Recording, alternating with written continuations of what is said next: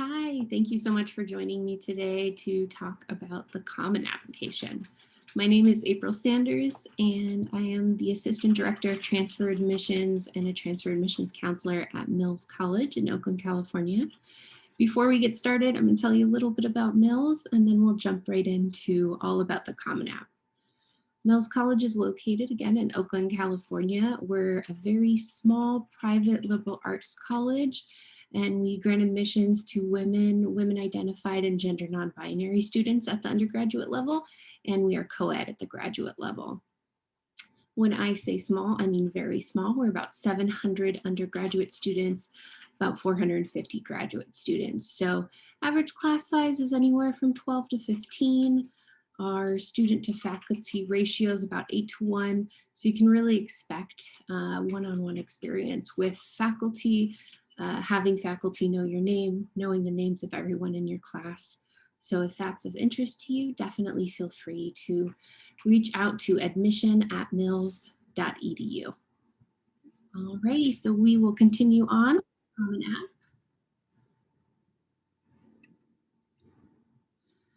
So the Common Application is a single application for many schools. It's important to know if a certain school is accepting of the Common App. There's many schools on there, over 900. It's a mix of public, private, small, large. HBCUs are on there. And also some international schools and some scholarships, specifically the Jack Kent Cooke Scholarship, which is a excellent opportunity, especially if you're a high achieving transfer student. And it's really nice because it allows you to have one centralized application, and it really helps you simplify your workload as an applicant.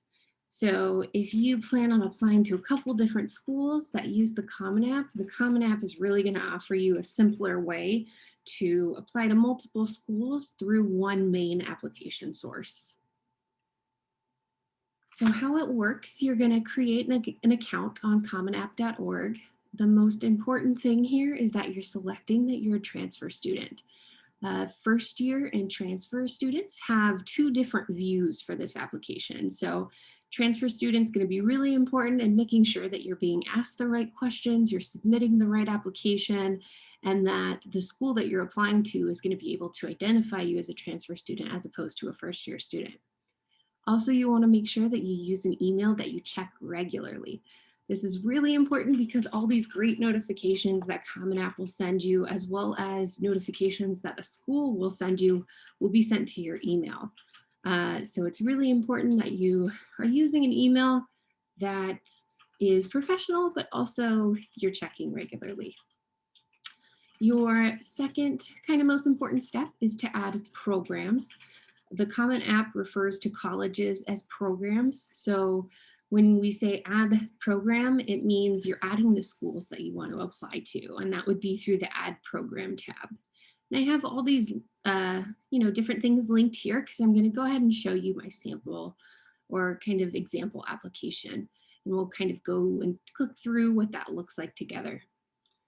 Then you'll want to review requirements for each institution. This is really important that you do this early on. Make sure you know what's being asked of you from each individual school. Requirements vary from school to school, so it's important to know what's being asked of you and being prepared in, producing that information for each school. Next step, of course, is staying organized, and the program materials section really does help you stay organized because it organizes each application by school. And I'll show you what I mean by that in just a second. And then of course, you'll want to complete and submit your application. And at the end, your goal is that you reach the completed version. And so you're checking that application status regularly after you submit to make sure that it shows complete. So I'm gonna go ahead and show this. So here's the Common App website. I'm gonna go ahead and click sign in here. And that's where I was talking about with first year student or transfer student. So we're gonna wanna select transfer student. And I have my credentials saved there and we'll sign in. And so this is the layout of the Common App. It honestly looks a lot like an application on your phone. Common App is also available on your phone, It's literally an application. So if you know that you don't have access to a computer and your phone's going to be a little bit more simpler for you to fill out the application, I definitely recommend downloading the app. So kind of just showing basic navigation. You have 4 tabs up here and then these 4 boxes down here. Some important things to know are these first 3 boxes, so personal information, academic history, supporting information. These are all filled out only once. So this is where Common App collects a lot of that general information and allows you to kind of put the application together without filling out this information, multiple times on multiple applications. So personal information, of course, is going to ask for your name and demographics, things like that. Academic history is going to ask for what classes you've taken, things of that nature. Supporting information is going to be any supporting documents that you want to upload. And then program materials is the area where everything's going to be specific to the college. When we come up here, we have the 4 tabs. So add program is where I was saying that this is where you would add each college that you plan on applying to. Submit application is where you can check to make sure that your application is ready to submit. And then check status is where you'll be able to see all the schools that you've applied to and be able to see if it shows as incomplete or complete or pending or different statuses like that. So I'll come to add program. And so like I said, this is where we can add our programs. So if you have a school in mind, let's say Mills, I could search and then I can immediately see what schools that have, Mills in the name are available on the Common App. So I already have Mills added, and that's proven by that green check mark. If Mills was not added, it would be this little plus, and I would click on it, and it would add the program and show it as a green check mark. If I accidentally click a program that I change my mind about, I can just exit out, and it'll ask me if I want to delete it, and I'll just confirm delete. And then that'll allow us to kind of update or refresh our list there. There's also different filters. You can, look through different colleges by, you can look at, who's available, what states it's located in, the start term, the deadline, if a fee waiver is required, different things like that. So you can really filter through as well. And then selected programs will give us a list of all the programs we've selected so far. And so these are all the ones that we've clicked add to our list of programs. And then submit application. Like I was saying, this is where we can kind of go through and check and see how far along we are with each application. So our goal really is to get this full bar green and then get that green check mark. What's also nice is you can organize this by different ways. So alphabetically or deadline. I have deadline set right now. And that means it's going to put it in the order of which applications are due first. So it can really, again, help you kind of stay organized on top of deadlines, making sure that you're not missing anything. And then check status. All of mine show as in progress right now because I haven't submitted any applications. But once that application status updates after you complete it, it'll show as submitted. And then our goal is to get complete in green. You're also able to download the app.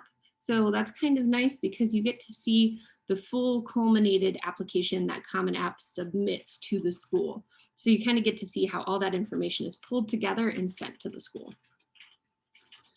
So coming back here, just to show you real quick. So like I said, these 3, you're only going to fill out once, and this one you're going to fill out for each individual school. So like I was saying, in terms of staying organized, it kind of allows you to stay pretty organized and lets you see all the schools you're applying to. So I'm going to click on Mills.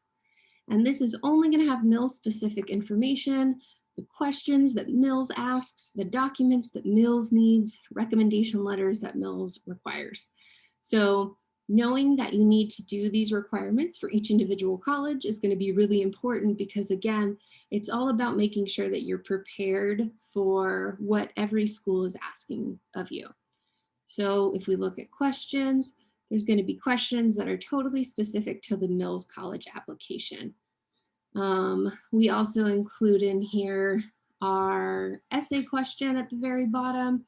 So just knowing, kind of clicking through everything, I think is a really helpful uh, precursor to filling out the application, because you are going to have a chance to kind of look through everything and kind of browse and see what you need before you start really sitting down and filling out the application.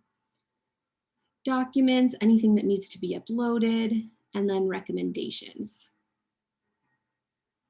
So pretty easy. You could also click through the applications or the different schools on this left-hand tab, which is pretty nice.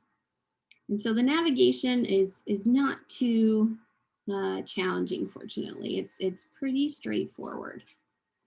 So I'm going to come back to our presentation. And so after you've created your account, you'll want to gather your materials. So of course, requirements vary. Like I said, you want to check in with each individual school, make sure you know and you're clear on what's being required or asked of you. But I've listed some of the most common things here. So official transcripts from all colleges attended usually are a requirement of any and all transfer applications. I do have a Mills specific here. Is if you have less than 24 transferable units, we will request high school transcripts, and those will also need to be official. I think this is really important to keep in mind because thinking about different schools and different policies, Mills, for example, we don't have a unit requirement. So if you have less than 24 transferable units, you're still able to apply as a transfer student, and you'll just be able to take all those general education classes or different classes like that at Mills College. Unofficial transcripts can be very useful to have because they will allow you to kind of see what classes you've taken and really kind of be able to list out your classes if that's required. Sometime in the academic history section, you will be asked to list out all the classes you've taken as a community college student, or maybe you're transferring from a four-year. And so to have those unofficial transcripts in front of you or like on your computer is going to be really helpful when you're listing those out. Email addresses of recommenders as well as their official titles will also be helpful and really, smooth out that process of making sure that you kind of have every last piece of information to fully fill out the application when you're ready to do that. And then employment information, extracurriculars, achievements, all of those things are going to be really helpful to kind of have already listed out. In this case, I usually recommend having kind of a living document, maybe a Google Doc that you update every so often, just so you kind of keep track of all these things.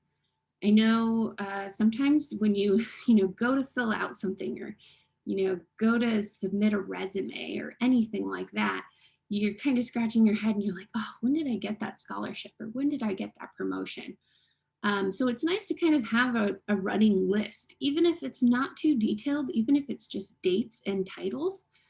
This can really be helpful in terms of collecting that information and not, scratching your head too much of when was this and what was that, and having to really sit down and think about those things.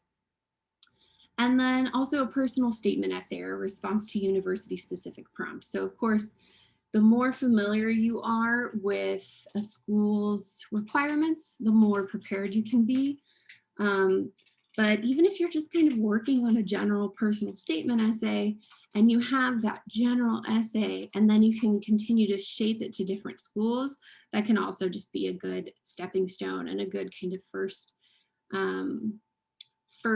gathering of materials that can really help you apply everything to your applications. So part of that, of course, is the essay. So thinking about the essay, I just have some general tips here. Of course, it's important to look to each school's prompt, look to each school's tips, but these are just general things we notice in the admissions process. So it's really important to tell a story and get specific. Narrative is a powerful thing. You want to be relatable. You want to make sure that the reader can connect with you and kind of see from your perspective of, what was going on in your story.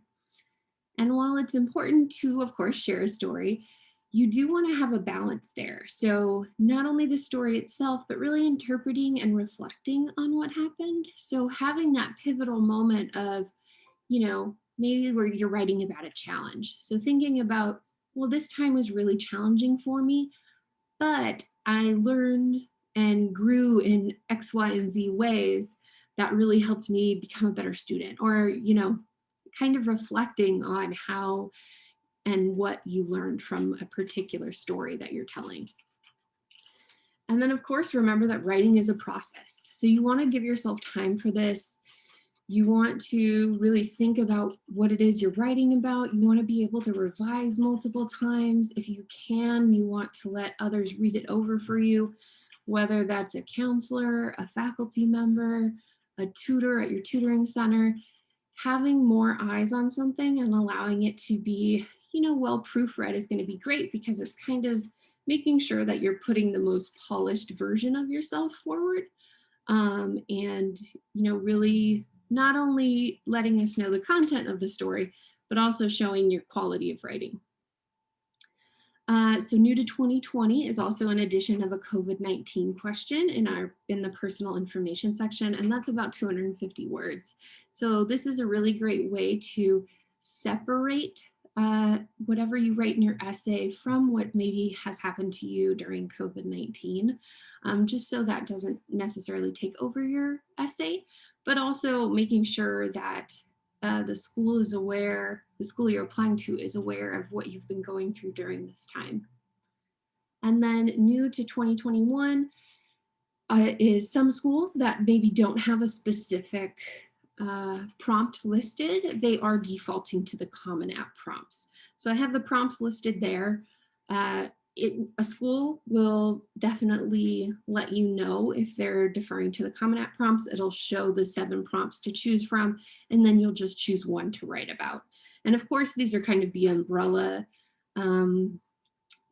topics that you might write about, but it's good to kind of have a direction when you're writing. And so choosing one of these can definitely help in that as well. In regards to the letter of recommendation, I just wanted to give some general tips and let you know a little bit more about the process. So there are 4 recommender types as identified by Common App. There's the personal, professional, academic, and high school official. With transfer students, you tend to see professional and academic most commonly.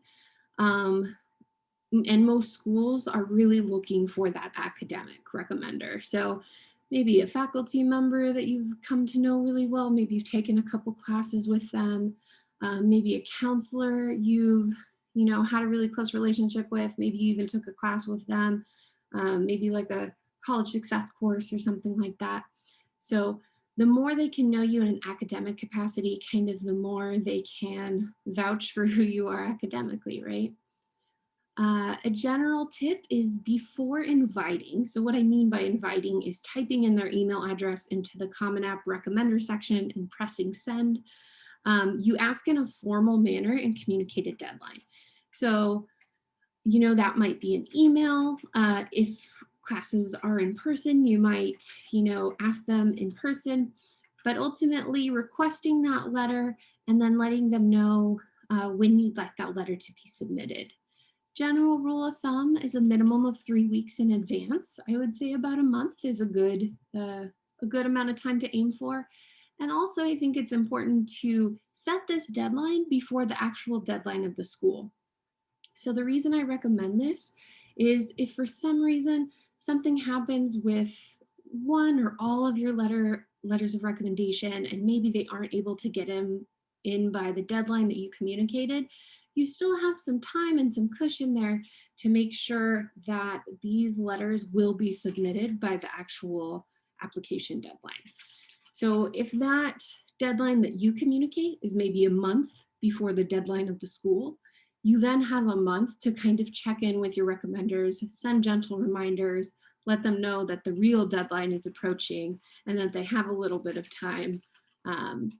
So that way you don't have that kind of stress that could come with, oh my gosh, is my letter going to be late?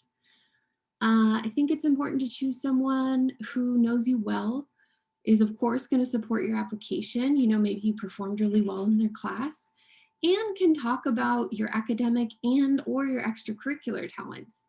So the more they can kind of share about you and share about you as a whole person, kind of the more insight we have into not only your relationship with that, um, instructor or counselor, but also who they can show us or what they can show us about you as a person.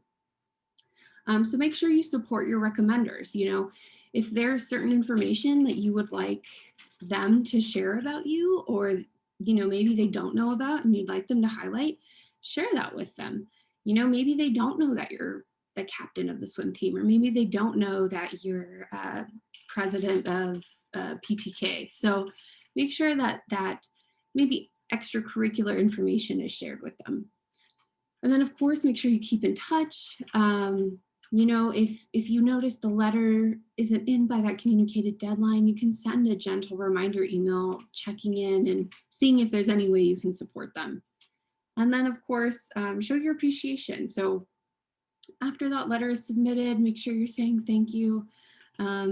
Share, if you're comfortable, your admissions decisions with your recommenders. I think it's really rewarding for a recommender to know where you decide to go to school, or how many letters you received back, or kind of motivating information like that. And then also just know for the letter of for the recommender, there is an option to upload a letter and or complete a short answer response. So they have an option there, and if they're really strapped for time, you can let them know that they are able to just fill out a short answer response if that's something that necessarily needs to happen. And then in the experiences section, this is just some general best practices. Know that there's no limit for when listing experiences. However, with that said, it's not really intended to be a resume. It's not really like you're listing out every single activity you've ever done. You do want to make sure that the experiences listed are meaningful ones and that they're recent. So if you are recently out of high school, um, keeping your experiences to high school and after is going to be really important.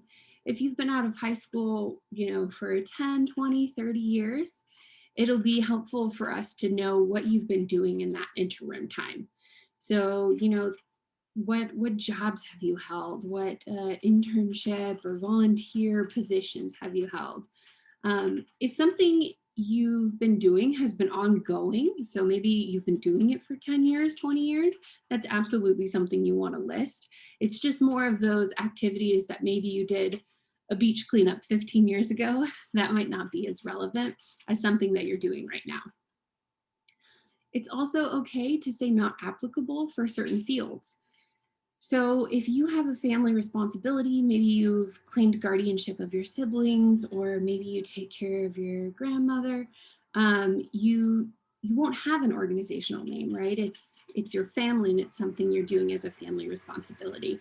So you'll just want to make sure to say not applicable for those fields.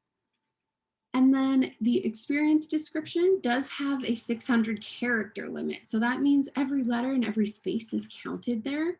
So you really want to focus on impact or influence and be really clear and concise with what that experience was like. And remember that impact and influence can go both ways. It could be the impact or the influence it had on you, or the impact or influence that you had on the experience itself. And again, this is another area where you can really show what makes you unique. Whatever kind of grouping of experiences that you have together really creates who you are on paper.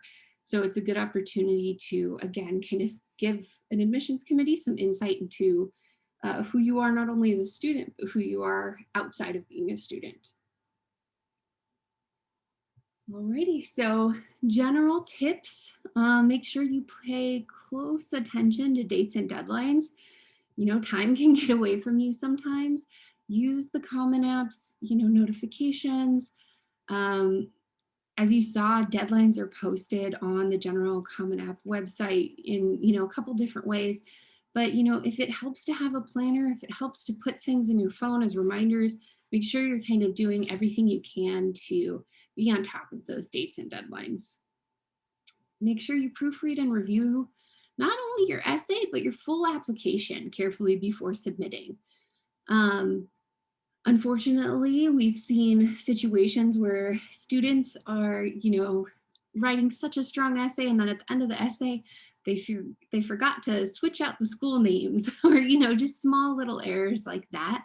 That can really help kind of make the difference between a really well polished application versus one that maybe had a little less attention to detail. So it's really important that you're proofreading and reviewing your application, or allowing, counselors or friends or family to kind of review it with you or for you, just to make sure that you, again, are putting your best foot forward.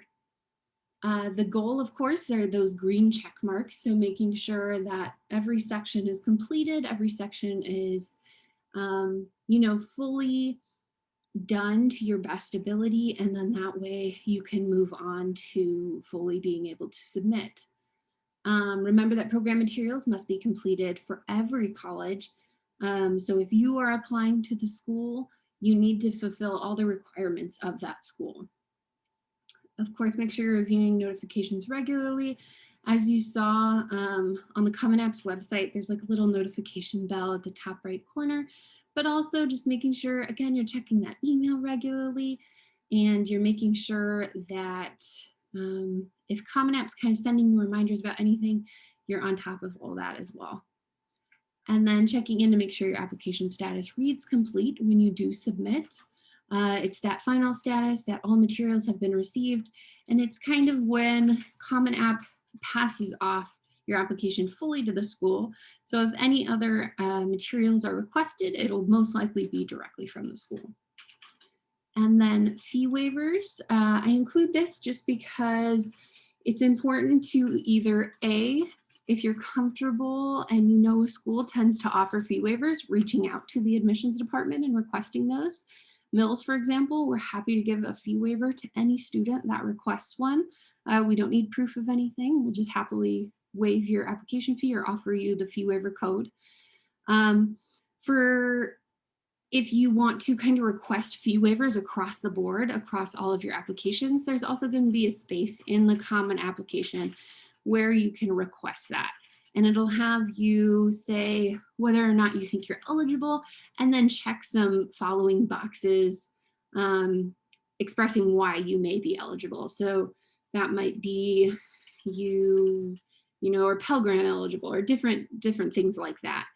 And some schools will ask for confirmation of those things, like showing your proof of financial aid or showing proof of your EFC or FAFSA, while other schools will kind of just take it at face value and just waive the fee. So do keep in mind that while this will waive the initial fee when you submit the applications, schools may reach back out for confirmation on any of the boxes that you've checked. In addition to that, I have heard of some schools, if certain things aren't qualified, so if you're unable to return certain documents, schools will ask for the fee waiver or for the application fee after you've already submitted. So just keep that in mind. And then also make sure you use Common App's plentiful resources. They have a 24/7, I think they have a chat, they have email communication, they have tons of really helpful videos that allow you to kind of, make sure that you're filling out a certain area right, or make sure that you're understanding a certain part of the application correctly. They have also resources that are geared towards certain populations. So if you're a transfer student, it'll talk specifically about your experience as a transfer student. If you're a counselor, it'll talk about that experience. So lots of great resources there. So that is all I have for you today. Thank you so much for watching. If you have any questions about Mills, definitely stay in touch. I have our general email there, admission@mills.edu. And we're also all over social media. So if you want to follow us anywhere, we're at Mills Admissions. And we'd love to answer any questions you have. So I hope you have a great rest of your day. Good luck in your college applications. And yeah, I'll see you soon.